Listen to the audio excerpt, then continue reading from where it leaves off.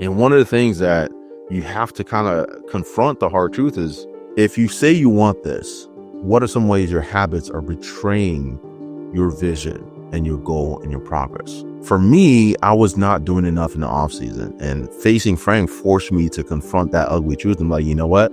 I refuse to feel like this again. So I put together a plan and I stuck to it, and I trained really, really hard. And then it paid off. I had the best season I ever had. Everything felt easy.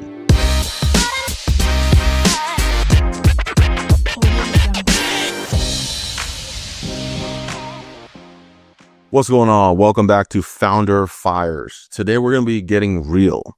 What happens when you're asking for explosive growth, but deep down, you know you're not ready for it? This is really important because one of the things that you have to understand as a founder is there's going to be a gap between your desire and discipline. Have you ever wanted something so badly, but battled with the self-doubt behind the scenes?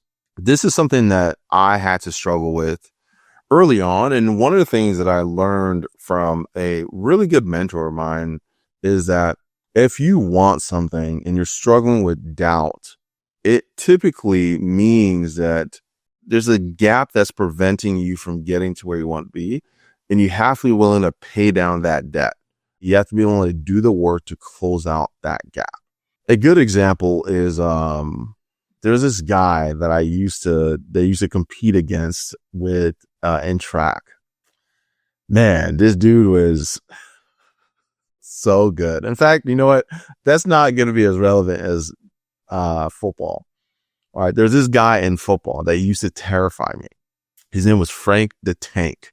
He was an actual tank. He was a short dude, but thick and just wide. And he was a fullback. And my coach on our football team used to make me go up against this dude. He must have been like 230 pounds or something like that in high school. And I was like a $148, believe it or not. And I'm going up against this guy as a sophomore. And every single time I would go up against him, he would ring my bell. My head would ring because I used to get so mad at my coach. I'm like, why do you keep putting me against this guy? It's such a mismatch. It's such a freaking mismatch. It's not fair. And I'll be so mad. I'll be like, man, why do I have to keep going up against Frank the freaking Tank? The dude has the name Tank in his name, for crying out loud. And so, but Frank was the boss that I had to get through to get to the next level. And he motivated the hell out of me. And so that off season, I trained. I kid you not. I trained like 4 to 5 times a day. Working out, I'd get up at 5:30 in the morning, go get a lift session in. I'd eat a bunch, drink a bunch of water. I refuse. I hated feeling so weak going up against this dude. I hated feeling so inferior, so scared because of how much stronger he was than I was. So I would go in and I would put in the work, right? Every single day, 3 to 4 times a day without missing a session. I was training 5 to 6 days a week. I would feel frustrated because I knew that if I wanted to beat this guy, I had to get better, right? And it's the same with business. Inside of your business, there is a Frank the Tank, right? There's a Frank the Tank in your business and in your personal life. And you feel stuck in business because there's a Frank the Tank in your personal life that you're avoiding. There's a Frank the Tank in your character that you're avoiding. And every time you go up against this thing, it beats the shit out of you. And the reason why is because you're avoiding doing the work to confront it, right? The reason why I would lose to Frank is because I wasn't putting in the kind of work that I needed. Confronting him, being forced to confront him, forced me to rub my face in the dirt that was my lack of strength. So that off season, I vowed I don't want to feel afraid to go up against this man again. So I would train. I would train and I would eat and I would train. I would eat. And I developed this mindset that I am going to become an absolute weapon, right? Like I want to be able to just run through this dude like it wasn't even there. But that's the internal work that you have to do whenever you're confronting a challenge in your life. You got to be willing to do the internal work, take a step back and kind of like work on yourself to build the foundation that's going to allow you to get to that next level and overcome that obstacle. The hard truth is you've got to identify, what are some ways your habits are betraying your vision right now? What are some ways that your habits are betraying your vision right now? For me, when I was playing football and I wanted to make varsity and I want to get through Frank, I was like, you know what? I'm not lifting enough. I'm not pushing myself enough in the gym.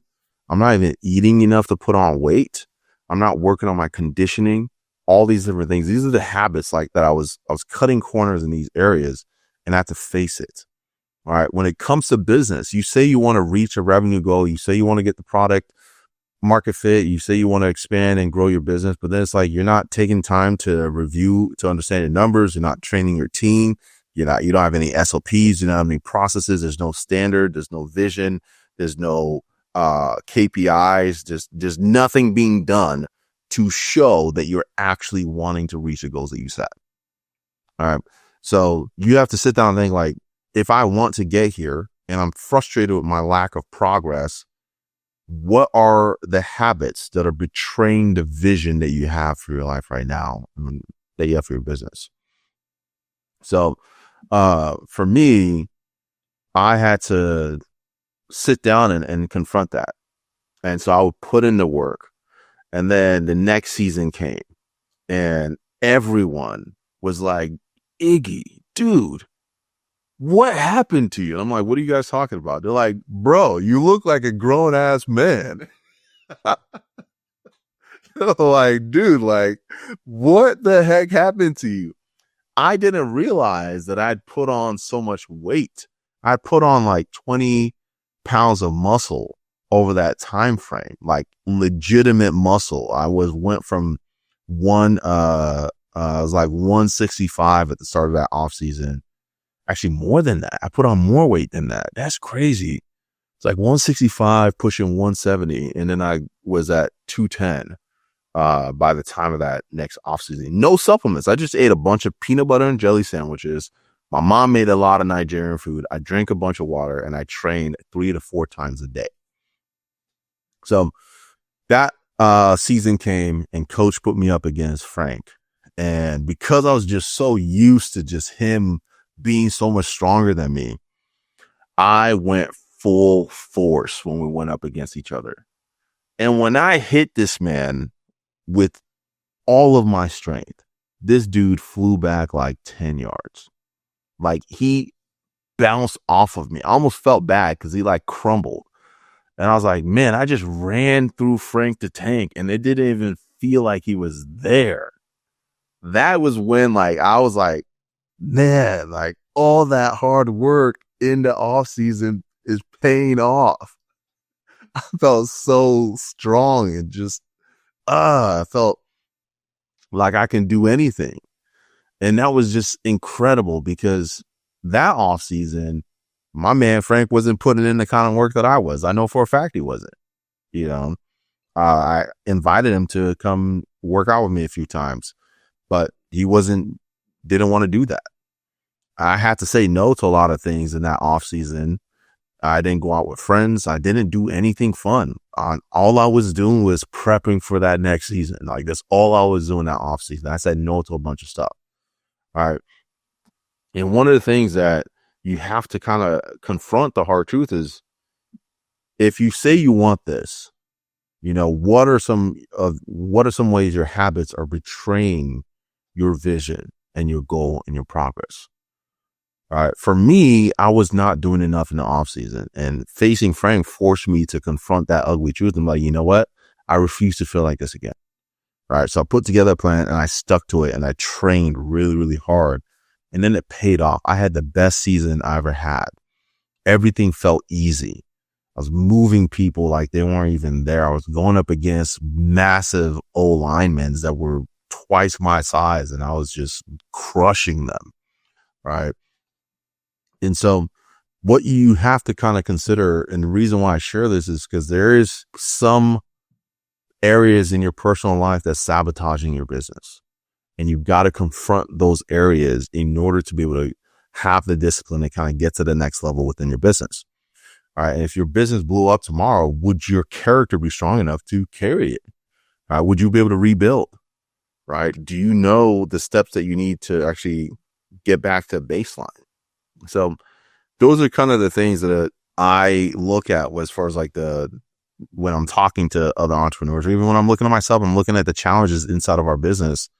And I'm like, man, like this area of the business, I don't feel confident in. All right. What about it is really challenging for me? And I got to be willing to confront it. And I got to be willing to take a step back and learn and study and put in the work after hours to be able to overcome and solve those problems and those challenges in that part of the business. All right. The same thing where I faced the challenge of this tank and I had to go back in the off season and study. And for a while, it felt like I wasn't making any real progress. I didn't know I was making progress. It just felt like I just wasn't strong enough. I wasn't fast enough. I wasn't in good enough shape. All right. And then by the time it came to actually confront that challenge, I was able to retroactively look back and like, wow, all that work paid off. Even though in the moment, it didn't feel like it was paying off, right? It didn't feel like I was getting the progress that I wanted. And this is one of the things that you have to be able to overcome is like having the strength of character to stay the course and do the thing, even though it doesn't feel like you're making any measurable progress in a manner that is meaningful to you or anyone around you. Right? You're not getting applause from anyone. Nobody's noticing how much progress you're making. And they don't notice your progress until you're already at the finish line. Right? Once I've got to that point and I had that growth spurt, I put on all that muscle, then people are like, whoa, what happened to you? Right? But it doesn't feel like you're making progress in the moment and things feel slow. But it's having the strength of character, continue to double down and do the things despite how you feel.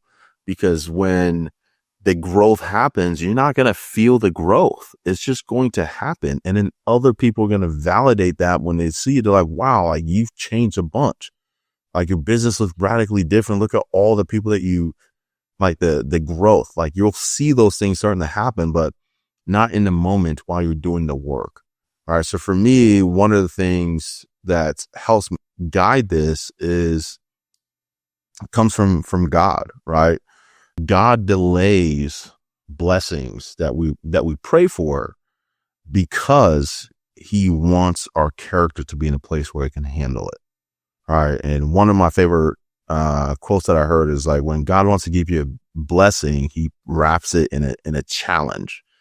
The bigger the challenge, the bigger the blessing on the other side of it. But you have to be willing to go through the challenge and get on the other side of those challenges in order to receive the blessing around the corner. So it's the same thing within your business, is how do you essentially develop your character to a point where you can handle the business growth, right? And are you doing the work of working on yourself, filling in those gaps and doing the work that goes unnoticed to be ready for the growth that's going to come as a consequence of you putting in those reps under the bar. All right. So for me, I just wanted to share that. That's really when, that's when the real work begins is the growth before the growth. It's when you say you want to lead others, but are you leading yourself first? It's being able to be disciplined, be consistent, and master your emotions, right? Despite how you feel, right? and understanding like what would it look like if you're actually mastered what is already in your hands, right? You got to slow down and focus on doing the little things that's in front of you exceptionally well. And even if you don't feel good enough in the moment, being willing to work and chip away at it until you get to where you need to be. So wanted to share that with you. Just kind of in closing, main thing I want you guys to just kind of take away is like, what's one area of your character you need to grow before asking God to grow your business, right? What are the areas that you need to work on before you get the business growth? You don't attract what you want, you attract what you're prepared for. So before God grows your business, he's going to grow you. Don't skip the work. Don't shortcut the development. Master what's in your hand now and watch what multiplies next. Love you guys. Peace.